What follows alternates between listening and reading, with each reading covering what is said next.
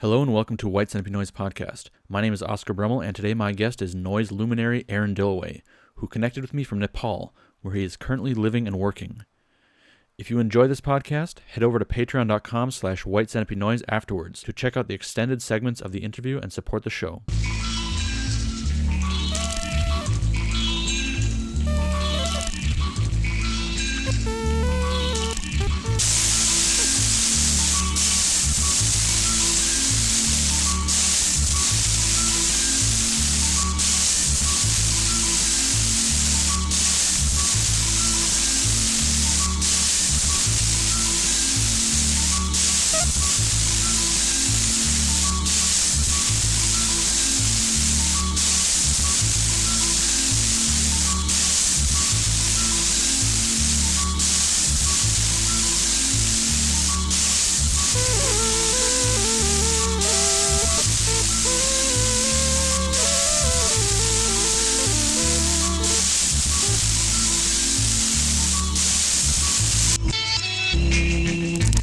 Hello, Aaron, and welcome to White Centipede Noise Podcast. Hey, thanks for having me.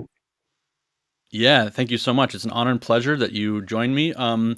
You are clearly in Nepal right now, as we can see out of your back window. I really want to hear about what you're doing there and all about that trip and experience. But I usually like to start with most guests and ask them kind of a bit about their background. I think you don't need much introduction to most people who are watching this, so I'm going to skip that. And also, if anyone hasn't seen it and wants to know more about your background, you did a fantastic interview with Roman Leva for Harsh Truths podcast not so long ago, which is fun. out there, and that's a great one where you really talk a lot about your early days and into the early days of your music and noise and art career. So I recommend anyone who wants that backstory to go check that out first. So into what you're doing right now, I'm familiar with some of your recordings from around 2005, 2006 that were themed around Nepal and featured a lot of field recordings from Nepal. And to my understanding, you were in Nepal also at that time. Mm-hmm. What are you doing in Nepal, and what brings you to Nepal now, and why were you there then, and what's the connection with Nepal? Well, my partner, mother of my children, she studies Nepali Sign Language, and so we came here in 2000 at the end of 2004, into 2005 for about 8 months, when she was doing field work. And so that's how I ended up there then. And now she's doing more research and doing some teaching, and so we're here with our kids for 6 months this time. Wow! And I did a very short trip here with John Weiss about 5 years ago as well. Okay, so that's 3 times. So you're not there. Amazing. So you're not there in connection with your own personal work. You're not there to perform or specifically work on music. I brought gear here, and I will be performing actually this Saturday and next Saturday. I met a guy named Anil Suba here, who is, as far as I know, one of the only people doing noise here in Kathmandu. There was another guy, forget his name, he's on Bandcamp,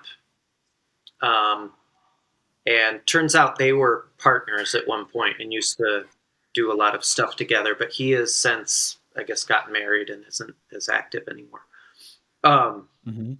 but Anil has an art space called Fluxbox, and so I've brought all my gear over there, and we get together and play probably 3 times a week or so, Wow. and we're going to have an event there on this Saturday, and then on the 21st we're going to have a gig at a club here in Kathmandu called Beers and Cheers. It has a lot of metal gigs, and I went to a hardcore show there the other day. Wow. Awesome. What? So you haven't done any gigs yet in Nepal in general? No, no, and it may be one of the first noise gigs ever here. I know. CM von Hauswolf, I believe, was out here. He and Chandra Shoka, I think, did something out here, but I'm not sure Okay. if they did gigs or. But I just found out about that one recently. I haven't had a chance to listen to it. Um, Cool.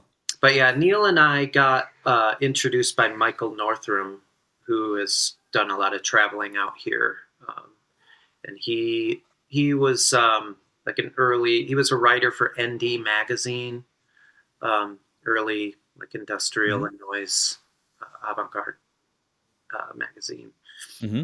in the late 80s, early 90s. Um, and so he was the one that introduced us. He saw I was coming here and said, "You got to meet my friend Anil." And, Awesome. New from Gracious Host, available for the month of January 2023. Flesh Shuddering, Steel Point Implosion, The Concept Horse, Tod durch Museum, Magnetic Coroner, Spectral Doppelganger, and HSFB, Submerged in Silk. Gracious Host is a label based out of Trumansburg, New York, focused on releasing a wide range of quality noise on recyclable impermanent formats. All releases are assembled from recycled materials and dubbed onto used or rewritable media. Each release is issued in a made-to-order edition, with availability limited to month-long periods throughout the year. Previous releases from artists like Black Leather Jesus, Donna Parker, Elastic Energy Ensemble, and Form Hunter are also available through the month of January. Visit primeruin.bigcartel.com to order this month. Copies available soon from Screamin' Writhe and White Centipede Noise. Is your connection to Nepal in any way spiritual, or your partners? Is there a certain reason to do with Nepalese spirituality or culture that has brought you there, that you're tapped into maybe since being there? um, no, she came here. It just kind of she had an interest in the Himalayas, and she had uh, done some work in India, and when she came to Nepal, she just fell in love with it. So then she decided to do work here, and uh, then when she did her dissertation, was working on her dissertation, um, was when we were getting married. We came here, like I left Wolf Eyes, came here for 6 or 7, 8 months, Mm-hmm. and yeah, Erica. Um, I just kind of tagged along with her when she was coming to work on her dissertation back in 2004, and I just fell in love with it here. I mean, it's been my first time to Asia. Um, everyone's so sweet. Uh, it's, I mean, the spiritual aspect of things here is it's it's very beautiful. It's hard to learn. Like I get books. I go to I talk to people about things, but it's hard to learn it all. There's so much. But but no, there's not really like a spiritual sort of uh, religious reason why I'm here. Okay. And you did that series of recordings during your original trip, and it's a lot of field recordings from the streets and from musical events. Mhm. What what is that place like sonically, and how does it inspire you, and how does it connect to your musical work? Um, it's well, yeah. When I was here the first time, all I did was, Erica would go off to the Kathmandu Association for the Deaf. She'd do her work. I would take my mini disc recorder and my stereo mic and just go hunting for interesting sounds. Um, Come back in the evening, edit it. Um, it was the best. But yeah, the sounds here. There's always birds. There's always motors. There's always dogs barking. Um, so it fits right in with my musical tastes. So it's a very musical place, and there's always music coming from somewhere in the distance, because there's always like bhajans, like religious music, played in the mornings and the evenings everywhere here. Um, and I don't know if you can hear that, but there's always work being done. There's hammering happening right Yeah. outside right now. Yeah. Has your perspective on Nepali music changed since, or Nepali culture and sound and kind of life changed since your first trip there to now? I mean, Sure. how is that coming I back mean, after these periods of time? yeah, it's like 18 years since the first time I Yeah, went there at this point. And so it's changed a lot. Um, the internet, I think, has made a big, I mean, everywhere in the world has made a big impact. But like when we were here in the first time, we had to go to an internet cafe to use the internet. And now it's sure. everywhere. Everyone Yeah, has internet. Every cafe, you get the Wi-Fi password and can do your work and um, be connected. Um, and that changed, I think, the music scene a lot. When I was here the first time, like if you would go into Tamel, which is kind of like a touristy downtown area of Kathmandu, and at that time it was like every 4 or 5 shops was a cassette and CD shop.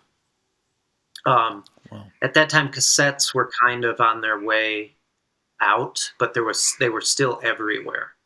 yeah, And CDs had kind of taken over, but they were all CD. It was a lot of CDRs, and I did an interview with this Nepali folk uh, musician named Kumar Bosnit, who made a lot of folk, like pop folk music in the '60s and '70s. He was very frustrated because you would put a CD out and one shop would buy it, but then it would get bootlegged immediately, all of the shops. So he was like, I yeah, don't even record music anymore. I just do live performances.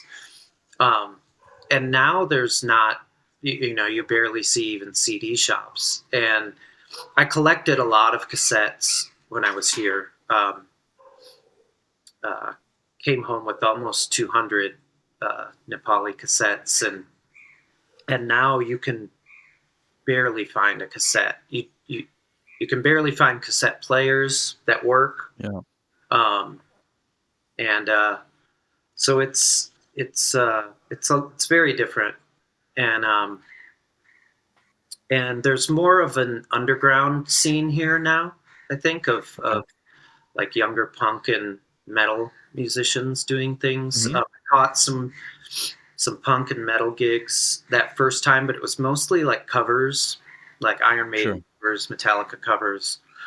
I did find I saw this all girl band do doing Crass covers, which Wow. kind of blew my mind. And I remember just kind of I was walking down the street and heard this band play, and so I went up to this bar and saw this band, but I was like, I had to be somewhere else, so I didn't get to like talk to them or meet them. But someone there gave me a flyer for a place called the Info Shop, which was I guess the woman in this band had started like a zine library. Oh, Like, so I guess she went away and lived in England for a while and came back, and but I tried to find it for like months and months. We had a scooter at the time. Riding my yeah. scooter, could not find it at all. There was a little map on this flyer, but it was like, punk hardcore DIY info shop. Wow. And but I finally, on my last trip when I came here with John, we met. The day we were leaving was the day of the Nepal Death Fest. So there's like a big death metal grindcore scene here now. Cool. Um, and we met some kids that were involved in putting it on. We went and visited them, and they had a silkscreen shop, and they had all these books. I don't know if it was the info shop or like I asked them about Oh, that, and now when I see pictures of the old info shop, I'm like, those seem like the same things that they had at this. Um, yeah. so then, and I just met.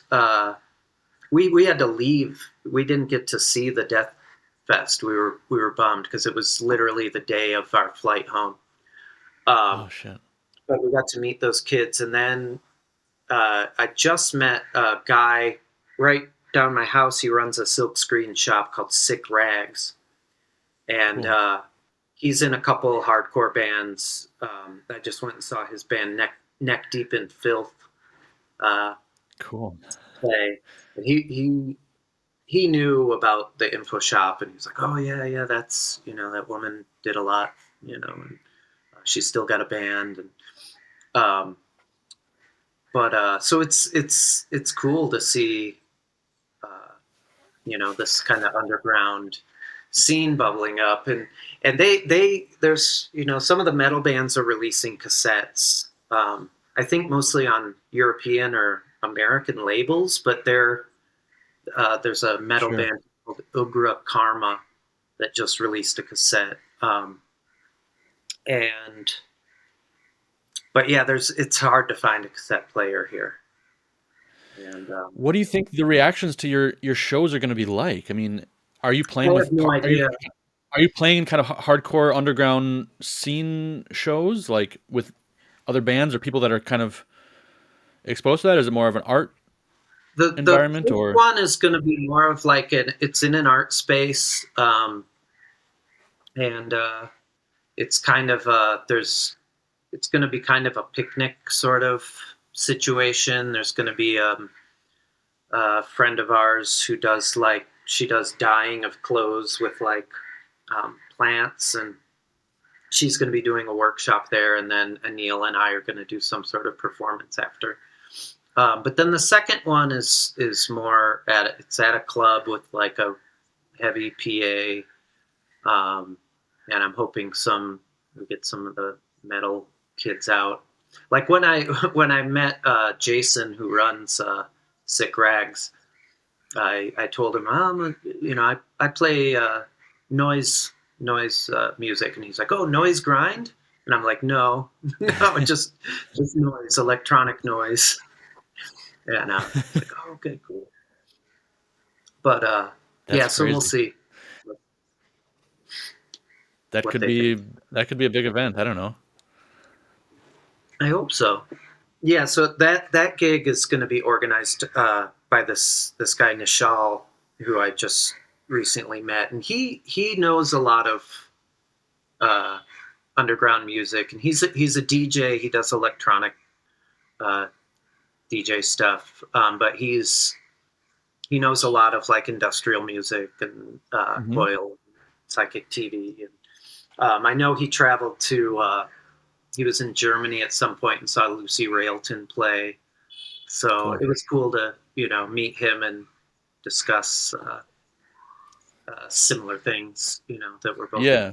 Charnel Ground presents Crude Transmissions 2, Festival of Noise and Heavy Electronics. featuring Heat Signature, Pain Appendix, Worth, Kind Vriendelijk, Wallkeeper, Cadaver, Gazelling, and more. 29th of April 2023 at Resistor in Leiden, Netherlands. Visit charnelground.bigcartel.com for updates and additional information. Going to your music, there's a certain thread through your music that I actually want to kind of try to talk about or hear your thoughts on. The aesthetics, this kind of fascination with this uncanny valley, bizarro, semi-horror kind of children's cartoony vibe. I mean, your fascination with masks, your fascination with these certain specific things that sort of come from a certain era. It seems like Mm-hmm. the graphics, and that kind of translates into the sound. I guess I don't exactly know what my question is, but I mean, in a place like Nepal, where it's not a Western country, it probably doesn't have as much wide, that I think that kind of comes from a wide media exposure at a young age, perhaps, that we have in the States, watching television and all this stuff, you get inundated with all this stuff from all these sources. Maybe in a culture where that isn't as maybe at its core, do you think that is sort of, how do you think that might be perceived? I mean, do you think that sort of, I don't want to say irony, but the sort of like the friction between that and your aesthetics, can that be received as well, or maybe better in a place like Nepal? Yeah, I don't know what it comes off like for a Nepali. I really don't know. I mean, sound wise, I feel like they would be able to maybe appreciate noise and drone. Like, I mean, I don't know if you've heard any like Tibetan Buddhist music. For sure. Like really heavy Yeah. drone music, and it's pretty dark at times, and Yeah. I hear a lot of similarities between, you know.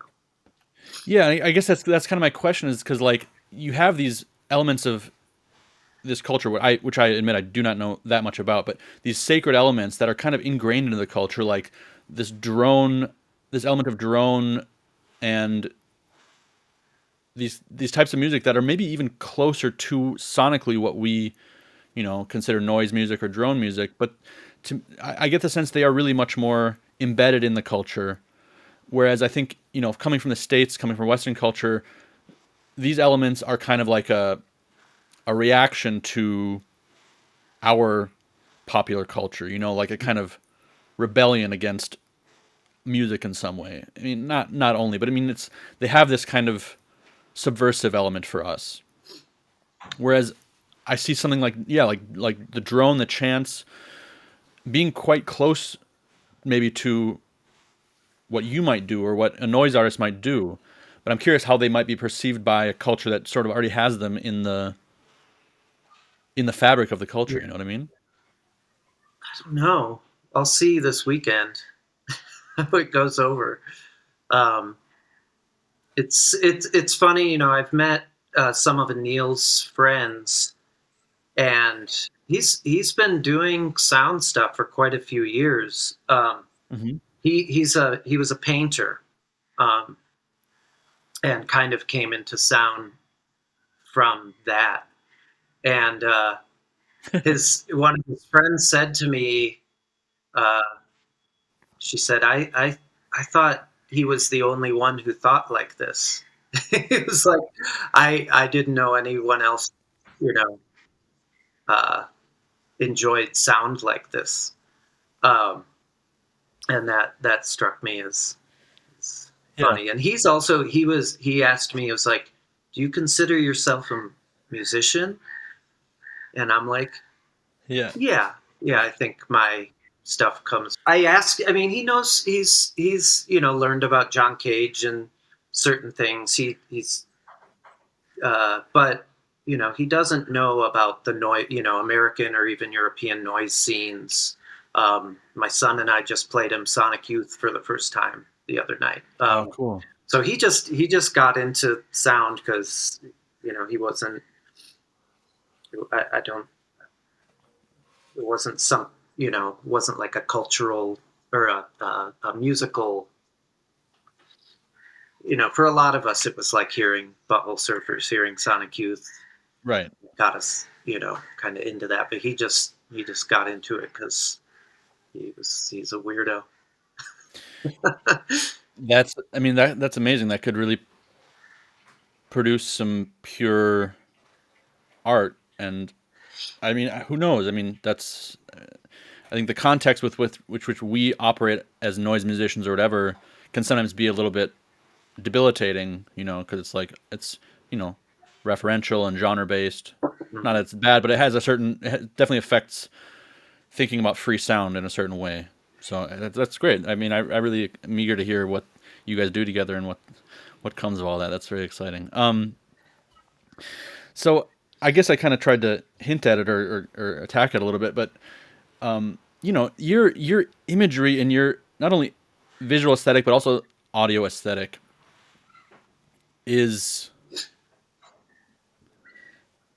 very rife with certain repeating images and kind of themes, which are, maybe you've talked about them before, but can you just begin to tell me about your fascination with this element of masks, puppets, faces, these kind of distorted, like representations of people or things?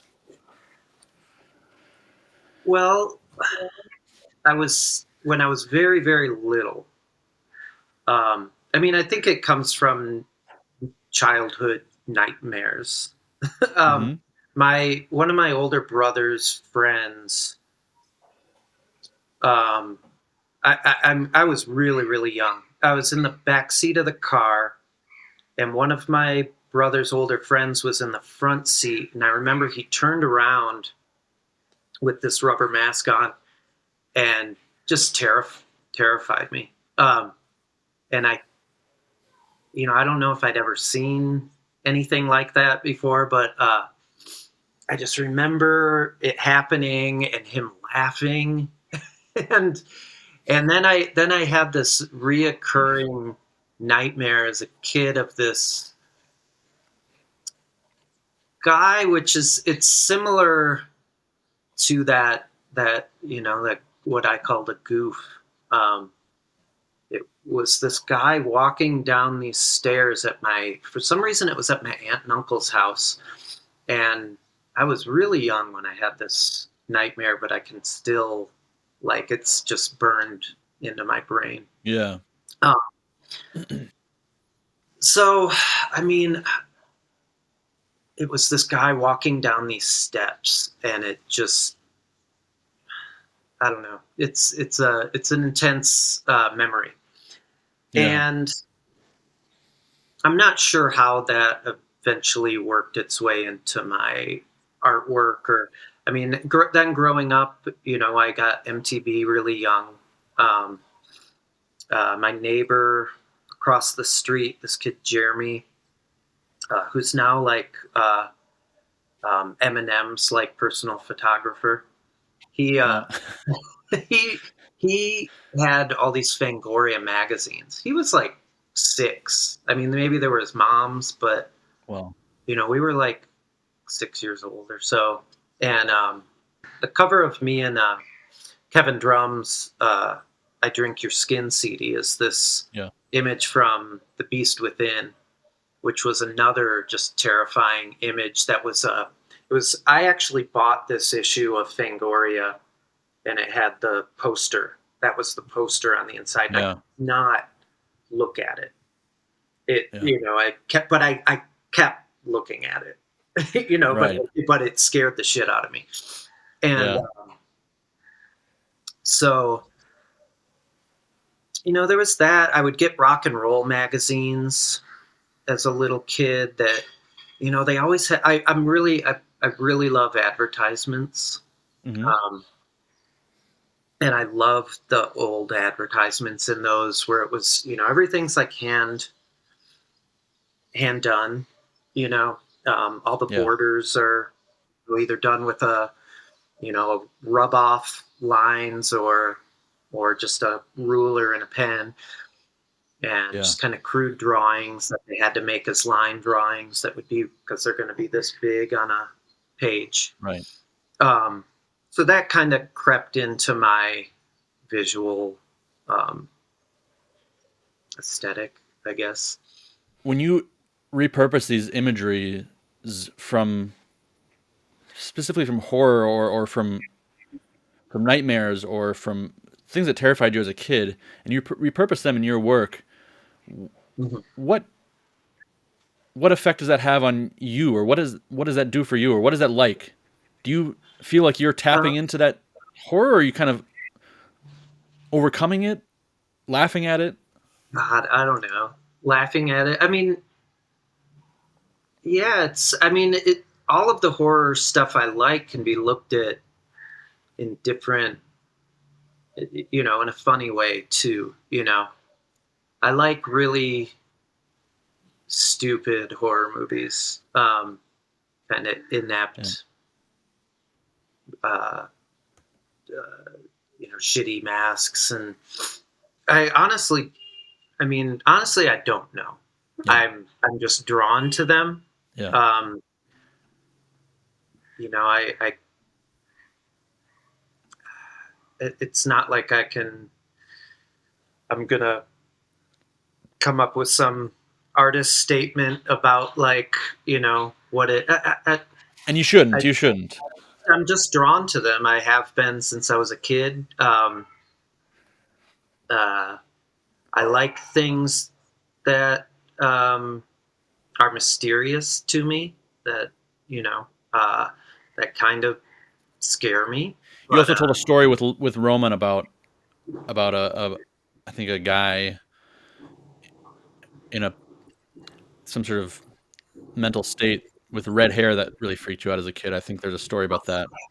yeah, I forgot I had talked about that on that show. Wow. Yeah, yeah. Yeah.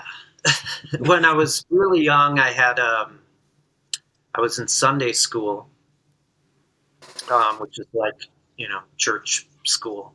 Yeah. Uh, we were singing for a group of mentally handicapped people, and there was one there that was shaking a lot, and I just remember I was 5 or 6. I remember kind of locking in to the. I just could not understand what was wrong and why they were doing this, and I just remember just staring and staring until I ended up like I passed out and had what we eventually came to know as a convulsive syncope. Like it's not an epileptic seizure, but it's uh, basically fainting and convulsing. Yeah. And I've had a few of those over the course of my life. And Yeah.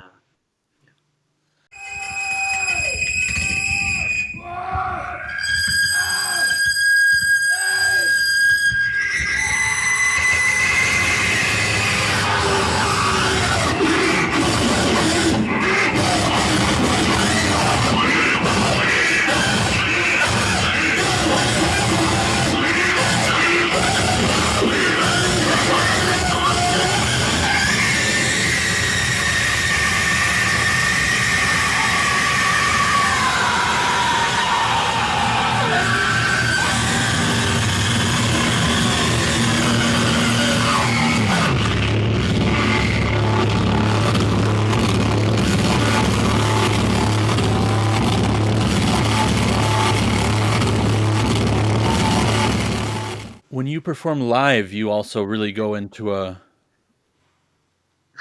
almost a trance-like state where you're a very unassuming fellow, I'd say, and on the seemingly in daily life, but on stage or in front of that audience, you really go somewhere, and anyone who's seen you perform is always struck by it. Can you talk about that process for you, kind of like a live set? from start to finish, like how you get into this state and how you what it's like being in it and coming out of it? Um, I don't know. Again, it's like I don't. Um, it's just I'm listening, reacting to sounds and thing, the energy around me. It's a zone I get in. I don't know. I don't think it's much different than like getting in the zone skateboarding. When you're like Sure. just fully in there or play. I used to play hockey as a little kid. Just really getting. I'm just like hyper focused Hmm. on the sounds and the way it's hitting me, um, both uh, you know um, if it's in a club with a really loud PA, it physically affects me, and it's playing live in a live situation is much different for me than sitting in my studio recording. And I think the energy of having other people there, and the sometimes the excessive volume of a really nice PA Hmm. can help take me to certain places. Hmm. I mean, yeah, I'm listening. I'm maybe meditating in a way. Do you black out? Are you conscious of your surroundings? Are I'm, you I'm conscious. Yeah, absolutely. I don't black out. No, yeah. I know what's happening. I know I know where my gear is. I know. Now available at Oxen Records, Incapacitants, Oxen Man's Uneasiness CD, Nobody, Woods and Wires CD, Title still available, Dressing, From the Body to the Door CD, Purgist, Heartsink CD, Scum and Unsustainable Social Condition, Necessary Downfall CD, Leah P., Surviving the Familiar CD, available at oxenrecords.bigcartel.com. I allowed some folks that support this podcast on the Patreon to submit some questions for Oh, you. cool. So I have a handful here that I'm gonna pepper in as we go through. But here, one person asks is, do you have difficulties working with older machines, and do you do your own maintenance on them, or do you outsource it? Um, always have difficulty. I don't fix my own stuff. It be kind of. I have a kind of a graveyard of tape machines, Hmm. because I also don't really have anyone around that can fix them for me. So I've been working with this. Like my main 8-track players I use are this Sanyo brand one that I can get pretty regularly, or I could for a Yeah. while.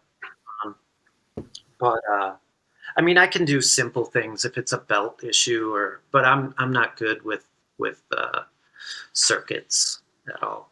So Yeah. but yeah, I always have problems with working with old machines. They're always breaking, and it's hard to find people to fix them. Another person wrote on Patreon, kind of related to this. How do you feel about Coil's belief that art and or the materials used to create art can interact with occult forces in terms of your physical interaction with these machines? Do you think there's some sort of haunted or spiritual element that can be tapped into? Sure. Yeah, I mean, I think it's all energy. It's all um, it's doing something. It's I don't know. I don't like to talk publicly too much about that Yeah. kind of stuff. It's but yeah, it's all energy. It's all affecting everyone in their different ways. It's affecting things that we can't see. Sure. When I interviewed Sam McKinley the second time, he talked about he has an upcoming pedal that was designed for him as being like the Rita pedal, and it kind of recreates his very sparse crackle sound that he's been working with, which is kind of a definitely a divisive idea, but it's he's kind of the idea that this could be like this is like a pro pedal, for a noise artist. And he also mentioned the fact that what if there was like a Dilloway pedal? What would you think about that? Be weird. I mean, I don't use pedals, so Sure. it'd have to be a tape machine. I think. I don't know. Yeah. Gray had always joked, not really joked, because I think he was going to do it at some point, but he always wanted to make a Dilloway contact mic, like a mouth mic. Oh. And I feel he made me a couple of them, but he was going to make it like, some like Dilloway branded, like I was fucking, like a Guitar Player magazine ad for some like Steve Vai endorsed guitar cable or something. Like, it's pretty funny, but we never ended up making them. Do you think that would have a positive impact on art? Do you think pure originality is essential for each individual for creating meaningful art?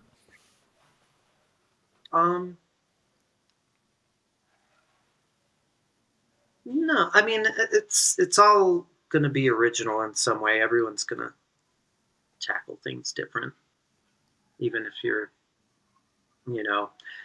using a Rita pedal, you're not going to play it like Sam, Right. unless you're super insane and have been just stalking him and watching exactly how he does it.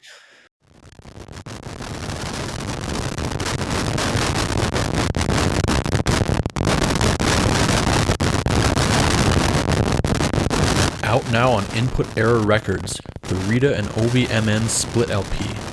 A brand new side-long track each by two legendary stalwarts of massive harsh noise sound, featuring splintered electronics, crackling textures, and overblown bass. Available directly at input-error.co.uk and selected distros.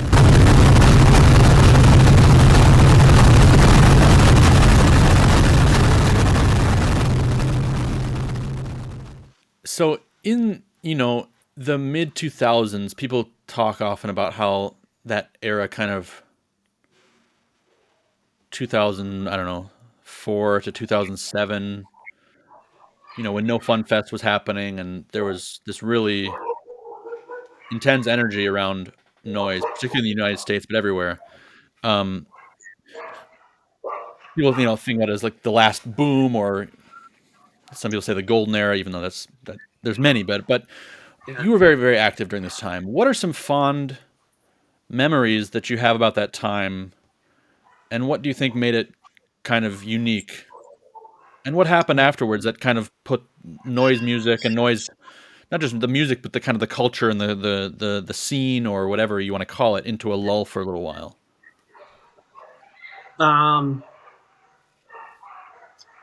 Man, I don't know. There was tons of amazing times. Meeting Smegma was a big deal for us. I remember early Wolf Eyes tour, us writing Smegma, and just being like, "Hey, can we come hang out?" And we ended up recording with them. I mean, those No Fun Fests were really insane. It was pretty crazy to have. I don't know how many people were at those gigs. 800, 1,000. Wow. 1,000 people watching Macro Nympha. It was fucked up. It was, and that first time Macro Nympha played No Fun was really, Roger started off with that Death Loop cut, which seems to have gotten cut off the LP version.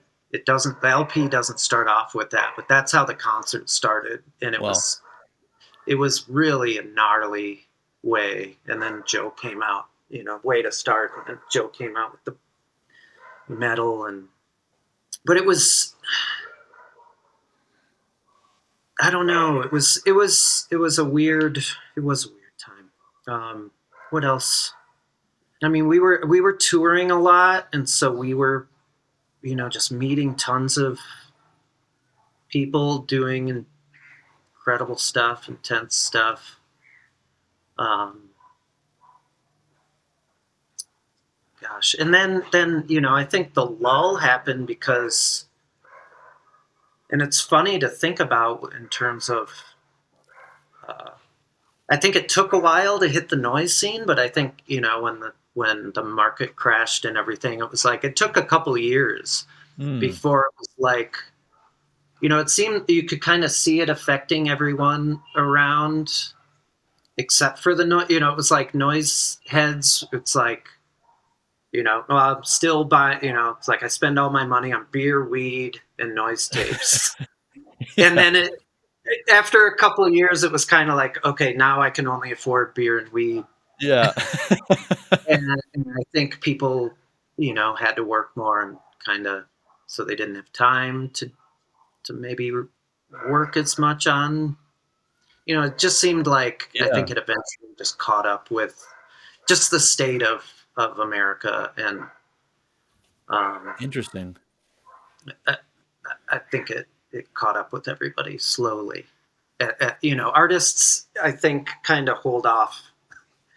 Right. They're As long resilient. as They'll hold on towards the end. want, most of us are used to working with nothing, so it yeah, it took a while to hit, but I think that had something to. Well, I was just saying, I'm also coming from someone who ran a noise distro. Yeah. It took a while to hit, so maybe I'm thinking of it in a different perspective than you know an art, or, just a straight up artist who's just. Yeah. But you could see that then, because that's like you could see probably some sort of correlation in direct sales and direct. I mean, a lot of other factors can play in that. Well, not just sales, but like the gigs, and like people going out to shows, people um, putting on shows, wanting to take risks of setting up shows or having the time to set up the shows, or Yeah. it all. There was at that time also a lot of semi-mainstream interest and even investment in the situation. I mean, you had like, Sub Pop, of course, putting out Wolf Eyes. You had Pitchfork writing about noise fairly frequently. You had people like Thurston Moore involved. I mean, Thurston Moore and Henry Rollins were buying stuff off eBay from people. I mean, I remember getting an order from Thurston Moore. Like in my first like few months, I started doing noise. I was like, what the fuck? And like that was, I recently actually found a link on YouTube to this German TV show that did a little segment on No Fun Fest, Oh and yeah, it yeah, but interviews all these people and shows all these segments, and the voiceover about it is quite informative. I mean, a lot of times when you get noise, mainstream media covering noise, it's very off or misses the mark totally. But they had very very specific information about like, yeah, editions of 30 and people collect it because of this, and like sets are usually 20 minutes long, like all this stuff that it was like insane to see that this was on television, like probably 2 in the morning, but still, like, do you at this time, you run a record store, and I know you have children now, you have a family, and no one wants to stay in the same patterns and rhythms that they do their whole life. I mean, that's just normal. Life evolves and changes. But do you still see yourself connected with, what one might call the noise scene in quotes? Are you still kind of in contact with that? Do you embrace it? Do you feel embraced by it? yeah, yeah. I mean, I try. It's hard for me to keep up with everything now, and that was something that with the when I was running the distro and things were kind of like there were so many projects starting, and it got to the point where I just couldn't keep up with everything. It's really intense, and it's still hard. But I check out what I can, and I did a kind of my first U.S. tour in forever, right before I came here, and yeah, it was incredible you to I played everything from like a big club gig to basement gigs, barn gigs, Cool. shop gigs. It's great. Yeah. I don't know. And all the So meeting kids and people doing. There's still people doing killer stuff. what do you assess the noise scene in 2022? I mean, now it's 2023, but what's your what's your temperature on what's going on right now? That I don't know. That I don't know. It's there's so many weird fucking factors right now, with COVID, with um I don't know. There's a lot of weird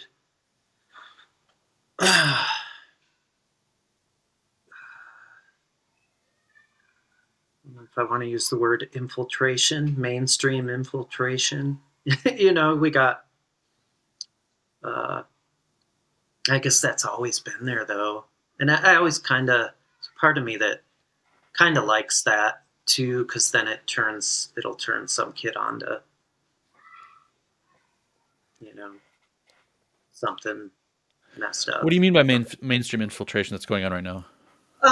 Just like I mean, modern hip hop music is really there's it's it's pretty noise heavy. Hmm. Trying to think who I saw. Yeah, infiltration isn't the word. I guess I'm thinking more of the Beyonce thing with Right. Victoria's Yeah. needles. Yeah.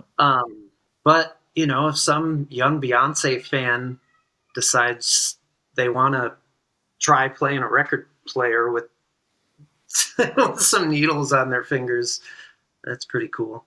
Yeah. Um, but who is it? Vince Staples.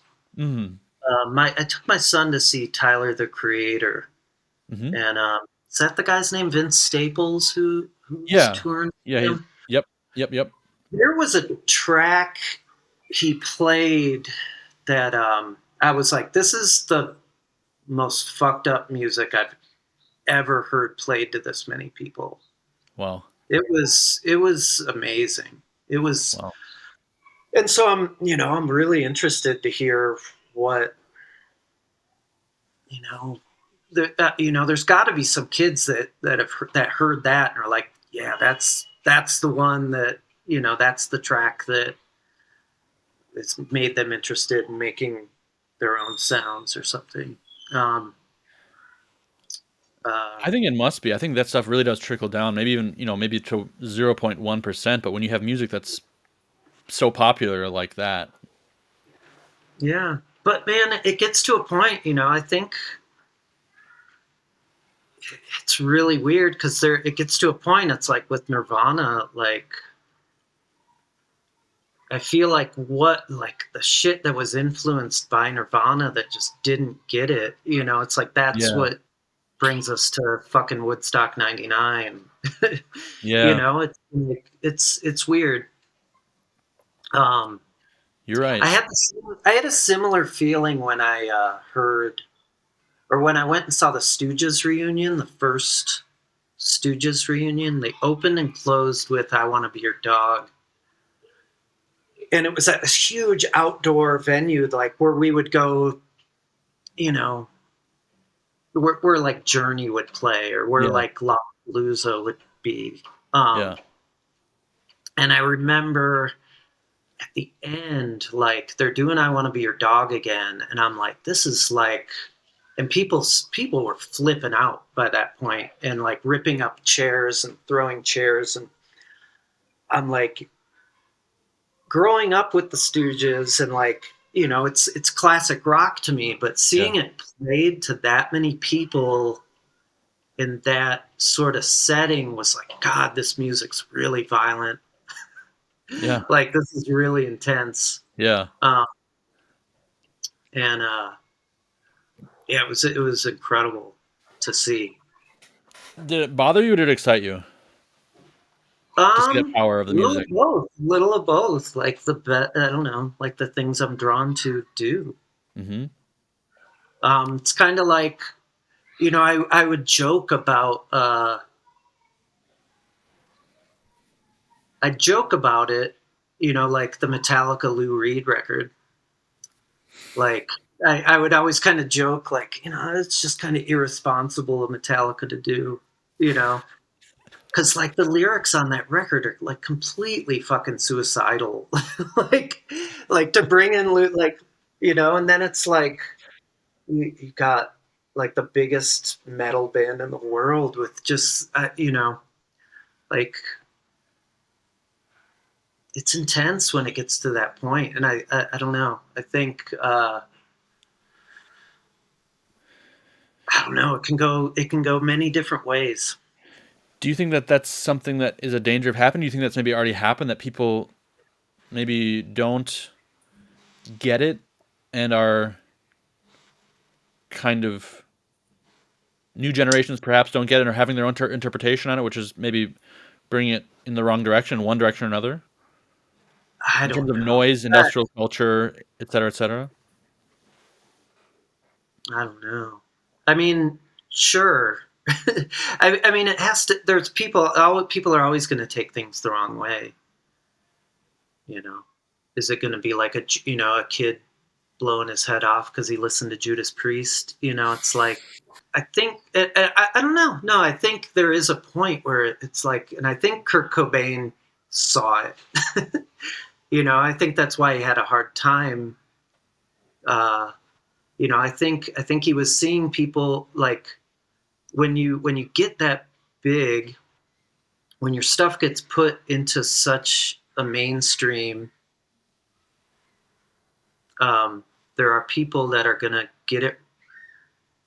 take it in a different way, Mm-hmm. and I I think we're at a weird point now where it's like where the internet, has made everything so available. And I don't think the majority of humans are smart enough to handle it. Yeah. And I don't. It's too much. I just think like technology has moved faster than humans can really uh, um, we're not smart enough to deal with it. Yeah. I would agree. I mean, yeah. I think So to spiritually or psychically process a lot of that stuff, yeah, we're not ready. No, we're not ready. yeah, but it's here. It's Yeah. done, and then it's It's not intense. stopping either, I don't think. It's not slowing Yeah, down. Um, can you tell but me I don't about know. But then again, you see like I do see good things in it too. Like whereas as I jokingly you know talk about the Lou Reed's lyrics or something yeah, being that intense. There's probably a bunch of kids that also are hearing it and being like, oh, okay, there are other people out there that think like this, as for well. sure. Yeah. Yeah, exactly. And maybe that's the goal of it all along. I mean, if noise artists or industrial artists, especially the earliest ones who maybe wanted to provoke something or do something subversive with these ideas, maybe they're getting what they asked for. Maybe now that it's, really able to be broadcast on the internet and piped into the home and mind of anyone who happens to click on it, maybe that's the real effect of it. I mean, it's not just for your kind of like core little group of people that kind of are art educated and get it or have some sort of punk background. You know, it's like now it's really going everywhere or can go everywhere. And then the real impact of it will be seen. Information overload unit. Yeah, exactly. Um, no, I think they saw. I think that's what a lot of that stuff was about. Out now on Absurd Exposition, Zenta Sustained, Serpent Track Patterns 12-inch. New 2022 material from the Cult Collaborative project between Ryan Bloomer and Sam McKinley. Forthcoming Absurd Exposition CDs from Dodge Jones Rage, Neural, Fold, and Rusalka, with many more releases planned for 2023 and beyond. Plus, over 2,000 items currently in stock at Scream and Ride Distro, a Montreal-based source for experimental electronics, harsh noise, etc., offering affordable shipping worldwide. Visit screamandride.com for ultimate noise power. You've done a lot of collaborations over the years, and that's kind of a big part of your discography. How would you describe your philosophy for a collaborative relationship? I like collaborating with people that are doing different, quite different, that approach things differently. I've done a And couple. yourself. Yeah. I've done some collaborations live with people where we're both using tape machines and it can get real muddy, Mm-hmm. and so I like to have a bit of a contrast. Mm-hmm. Um, but I don't know. I don't think I really have a philosophy other than I like to work with people that I enjoy being around. Sure. You recently did a kind of a residency with Victoria Shen, right? Mhm. At Wave Farm, and I'm curious about what Wave Farm is exactly. Yeah, it's an arts organization that they focus primarily on radio. Um, they run a radio station out of there. It was um, originally started as like a pirate radio station in Mm-hmm. New York, Free 103.9. That used to put on gigs as well. Like a lot of the earlier New York Wolf Eyes shows were uh, done there. Cool. And now they have this incredible space in upstate New York. And yeah, it's run by Galen Joseph Hunter and Tom Rowe. And um, it's like they've got quite a few different uh, pieces of the place, but it's they do these art residencies where artists can go and work on projects there, and I've done a couple of those now, and yeah, just incredible resource, uh, just um, amazing place to go work on stuff. That's. Do you think there'll be any recordings that will come from your and Victoria's collaboration together? Is there a Yeah, release we plan did or it. anything like Yeah. I just need to finish editing them. that? Mm-hmm. But yeah, we did a bunch of recordings there, and um, yeah, hopefully I'll get to those soon. What about working with Jeff German? That was really fun. Yeah, Jeff came to Oberlin. Um, there's a great organization a student organization called the Modern Music Guild at Oberlin Mm-hmm. College that puts on experimental music concerts, and they brought Jeff to do. I remember he did a. I think he did like a full on residency there where he had a class Wow. and did a gig and a workshop, and then he came to my place and we did that recording together. Um, And that was great. And just hanging out with him and hearing him tell, amazing stories about the old days. That's awesome. Yeah. You were also, to my understanding, a dear friend of Tom Smith of To Live and Shave in LA, who passed away last year. Yeah. Yeah.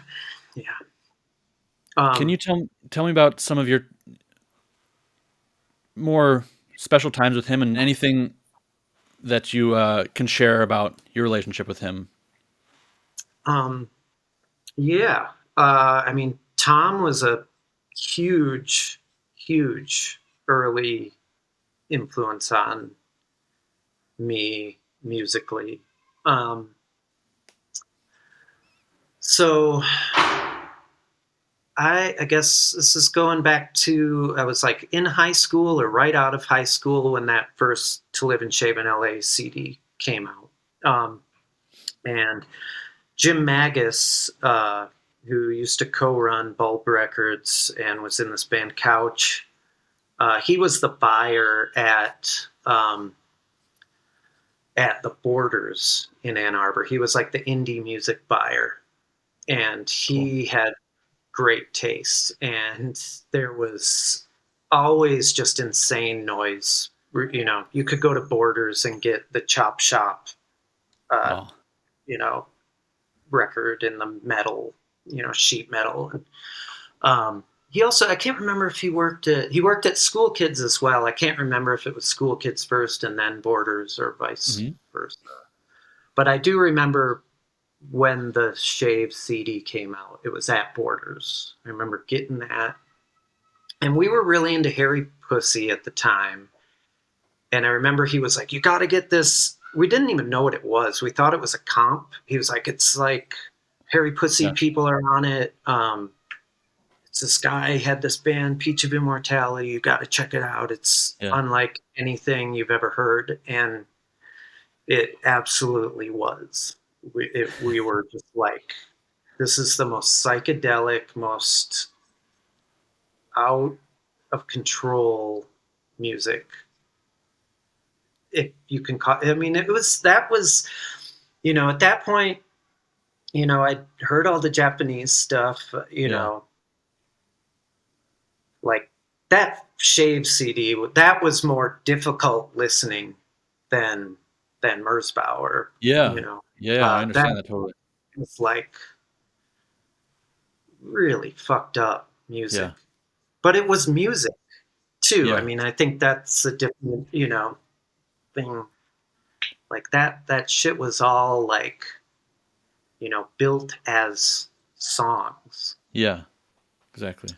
So, yeah, I mean, and shortly after that, he came and spent some time. I know he was in Chicago for a while, working on music with a lot of people out there, and then I think he kind of wore out his welcome, and so he ended up coming to crash at my house. It was this house in Ann Arbor, the Huron House, where I lived with Nate and just a lot of Ann Arbor music people. There was about 10 or 11 people living at the house at the time, and we had shows in the basement.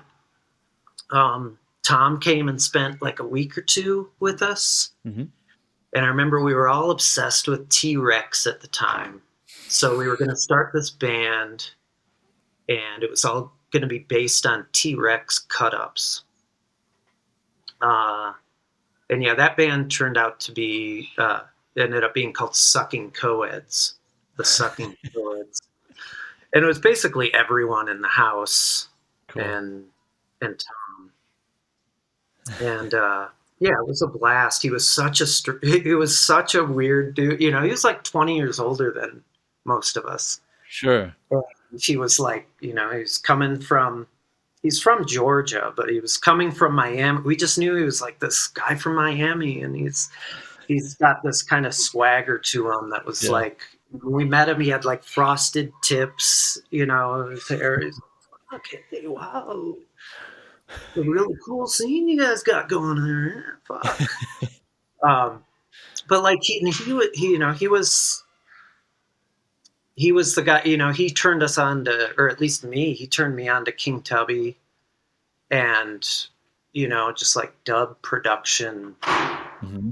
stuff. And that like really opened up a lot of shit for me.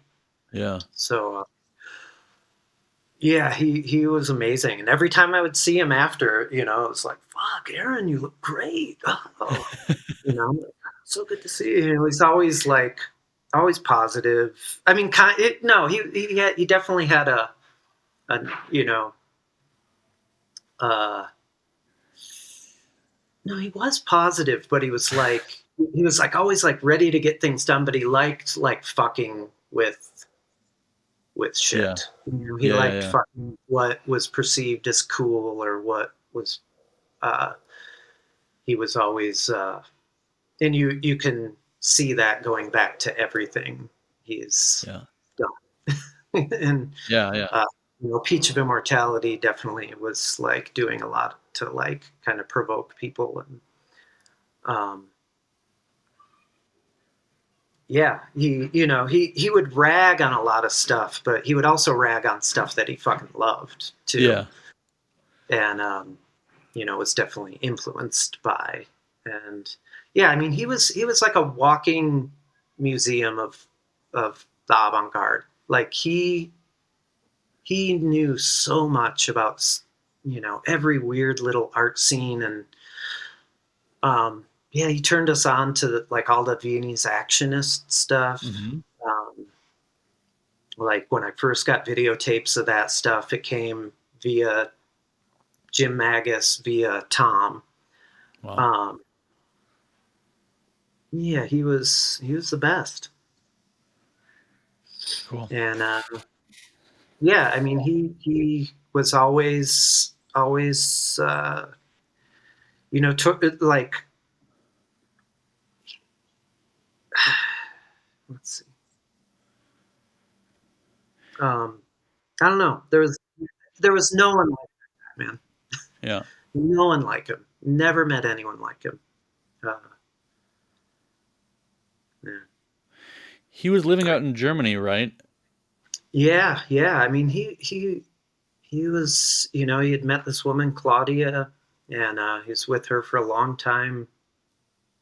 He I feel like getting to Germany, like once he got there, I think he really just like, he was in love. He was doing great. Um, Yeah. uh, I think he was really living his best life when he got out there. Yeah. Did you ever have a chance to link up with him out here? Yeah. My kids and I and Erica stayed with him uh, for a week or two with him and Claudia, like when they were like babies, or Sylvia was a baby. Leo was probably 4 or 5. Cool. Got a great picture of Leo and Tom, where they're both like wearing shades at like or like we were like catching a bus somewhere or something. Awesome. Yeah, I always cherish that picture. Awesome. Hanson, is your record store also in Oberlin, correct? Yeah. Mhm. And is it running while you're away in Nepal? You have people running it? Yeah. Robert Turman is running it for Okay, me. cool. That's a special thing. If people want to meet Robert Turman, they can just go to your store and probably Yeah, talk his ear off and bother him. yeah, they should. So I usually like to ask people at the end of the interview also 5 noise releases of the past year that they really like, their top 5 of the past year. But Mhm. I think instead I'd like to just ask you to give me a handful of newer noise artists or people or projects, albums, shows, whatever it may be, of the last couple years that have made an impact Mhm. on you that you'd like to shout out. Um, let's see. I mean, the meeting Neil here has been really incredible. And he comes to it from such a different approach than I'm used to seeing. It's been really fun jamming with him and talking with him about sound. Uh, I mean, everything Mike Colino does kind of blows me away. Um, he's been really fun to see. Yeah. Um, I really love Creode, duo from Detroit, Hmm. and everything either of them do. Samantha and Tyler is great. Just played a gig in Philly before I came here with Stroker and Apologist, and that was a blast. And I love their attitude and approach Yeah. to things. Um,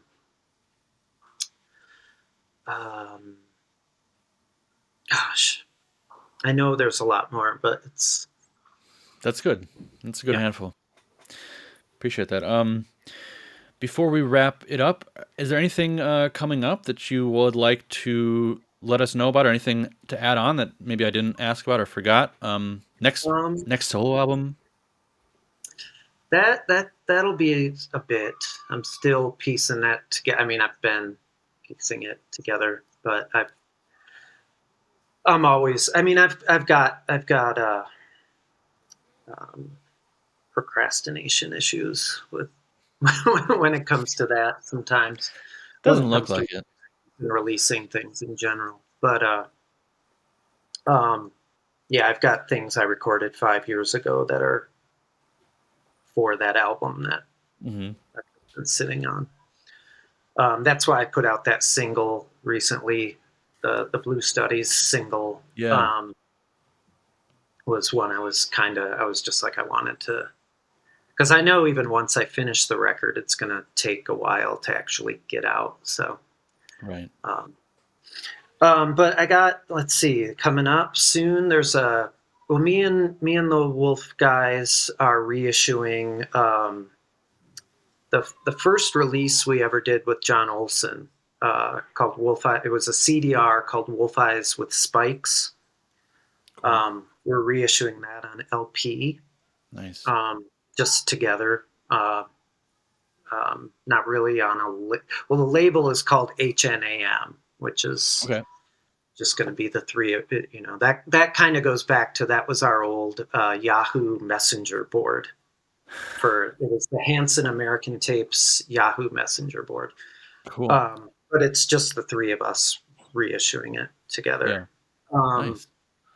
and then while I'm out here, I'm finishing up the final bits of mixing the John Cage Rose Art mix uh, event that uh, happened, I guess, the end of 2001. Hmm. And that's being released by myself, Wave Farm, and the John Cage Trust. Wow. But it's been a big ordeal. It was a 6 hour concert with multi-track uh, thing. So I Yeah. side one's done. I've been kind of whittling away at side two, mixing it, Is it going to and be compressed to a single LP? it's going to be a single LP. Yeah, Cool. Nice. um, and with it's going to have a nice booklet with photos and some writings. But that'll be out this year, and I'm working on a bunch of stuff. I've been recording like crazy with Anil, so Great. I'm sure we'll have something come out soon. Um, Vic and I have a bunch of stuff already recorded. I just need to edit as well. And God, I'm sure I'm forgetting something. Um, That's a lot. there's always a lot, and a lot of stuff that doesn't make it out, and uh, yeah, there's That's a lot to look forward to, and the rest will be a surprise if and when it pops up. yeah, and then so next month I'm actually flying to Japan. Shin Cheetah is bringing me back there. He set up my last Japan tour. This is going to be a pretty quick one. I'll be there about 10 days playing 2 concerts, and I think there's going to be a video live streaming event as well. But yeah, one show, both shows are with Buried Machine, which is Shin's project. Cool. And then a show at Soup in Tokyo with Incapacitants and Rudolph Eber. Wow. Which I'm so excited about. And then a show in Osaka with Buried Machine as well, and Soulmania. Amazing. So yeah, and then there's going to be a like a live stream thing that's going to be, I believe, me and Mikawa and Eber and Shin all performing together. Killer. Possibly. I that whole one is still, I'm still a little confused about what exactly we're doing, but we're great. Well, maybe some TV show or something. Wow. If there are any links to any of that sort of stuff, please send them over, and I'll, also try to spread them around through the podcast.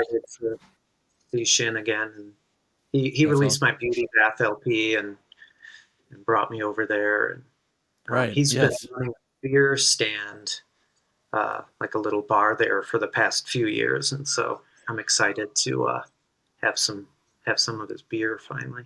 That's awesome. Is that where? I mean, I've seen videos of certain noise artists doing these kind of like street performances on the street. Like I think even Luke Tandy was there.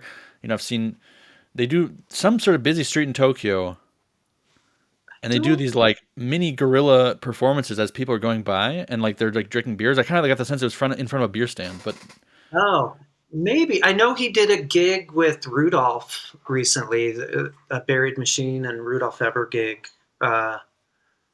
just like last month or at his beer stand. But I don't think it's outside. Okay. Yeah, I'm so excited. That's awesome. Go there. But yeah, that's great. Flying from Kathmandu and then coming back here, and I'll be here until April. Far out. Well, Aaron, I really appreciate you taking the time to talk to me today. It was fun. Yeah, very fun. And enjoy the rest of Nepal. We're all very fascinated by what you're doing there, I think, and excited to see what comes of it in terms of any sort of works or documentation. So yeah, it's a much different trip than the first one. I'm not doing as many field recordings as I did. This is more, I'm connecting more with other musicians, and Chandra just introduced me to. There's a member of Test Department, Pigface, that lives out here. Wow! And so we're supposed to have tea sometime soon. So cool. hopefully that'll lead to something too. I'm not sure what he's up to, or he's married to a Nepali woman. He's been living out here for a while. So wow, amazing. But yeah, I'm looking forward to these shows coming up the next couple weekends. Yeah. And I head back in April. So okay, so it's still a while left. So yeah, it's like the halfway point. Yeah. So I'll have to check back in with you and see what's going on in a little bit. Yeah, that'd be cool. Okay. Thanks a lot, Aaron. Take care. Have a good evening. Take care. See ya. Bye-bye. See ya. You can hear Aaron talk more about his recent collaborations, working with tape, his top 5 noise releases of all time, and more in the extended segments of this interview at patreon.com/White Centipede Noise.